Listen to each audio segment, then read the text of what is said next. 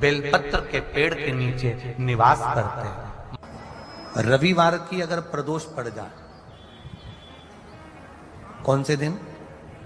रविवार की प्रदोष के दिन ये प्रयोग अवश्य कर कर देखिएगा। ज्यादा बार नहीं करना है, केवल एक ही बार करना, बाबा स्वयं कृपा करेगा।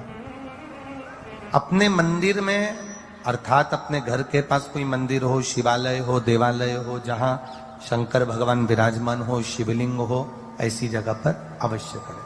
हमें कहीं दूर जाकर ये प्रयोग नहीं करना है। अपने अपने शिवालय, अपने जो घर के आसपास में शिवालय हो वह।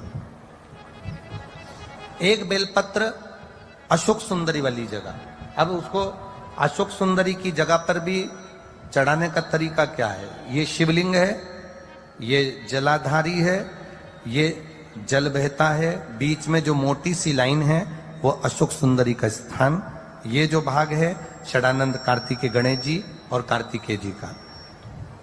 जलाधारी मतलब माता पार्वती जी का हस्त कमल। शिवलिंग मतलब भगवान शंकर का स्वरूप। ऊपर से जो बूंद बूंद पानी इस पर गिरता है वो शंकर भगवान की 5 लड़कियां, जया, विषहरा, शामली बारी, दौतली और देव।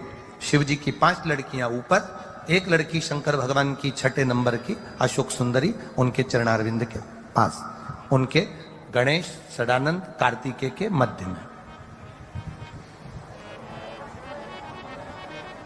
जब हम बेलपत्र चढ़ाएंगे तो उस बेलपत्र को चढ़ाते समय आपकी जो बेलपत्र की डंडी है वो बेलपत्र, रविवार प्रदोष के दिन का ये उपाय है महाराज। ये बेलपत्र की जो डंडी है, इस डंडी का भाग शिवलिंग की ओर होना चाहिए। ये जो डंडी है इसका भाग अशोक सुंदरी पर जब चढ़ाएंगे तो शिवलिंग की ओर इसका भाग होगा महाराज। दूसरी, बेलपत्र को जब हम समर्पित करेंगे तो जलाधारी का जया, विषहरा, शामरीबारी, दौतली, देव।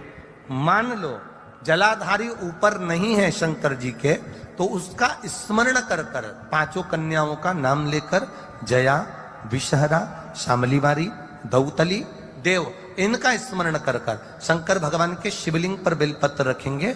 बेलपत्र कहां रखना है?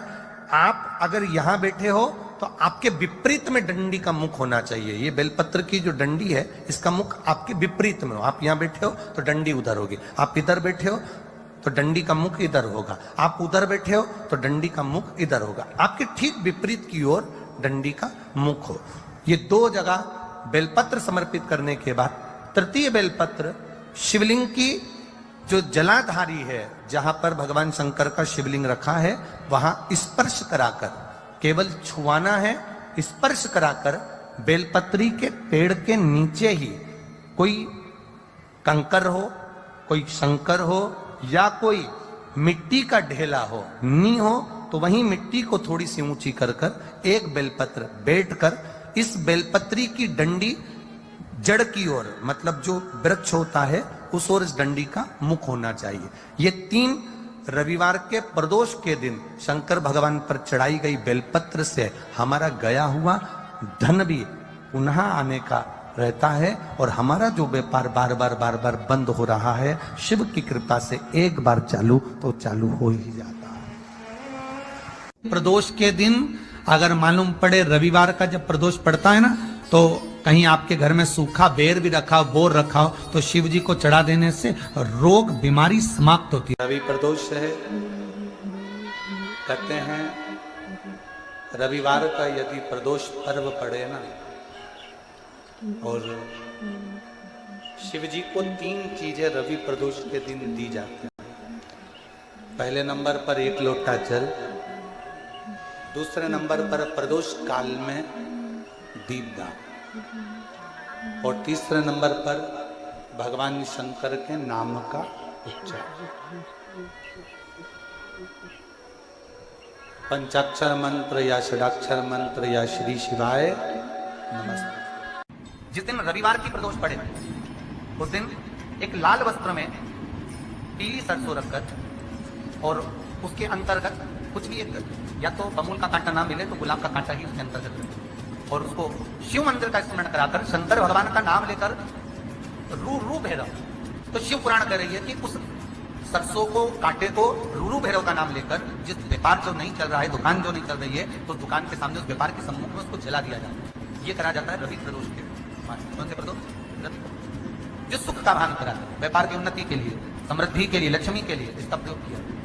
तो 12 महीने की शिवरात्रि नहीं कर पाता और 12 महीने शंकर जी का पार्थिव लिंग का पूजन नहीं कर पाता, मात्र एक शिवरात्रि के दिन भी अगर वो पार्थिव लिंग का पूजन कर लेता है तो पूरे वर्ष की शिवरात्रि का फल उसको एक बार में ही प्राप्त। तो जिंदगी में उसने कोई व्रत किए ना किए हों,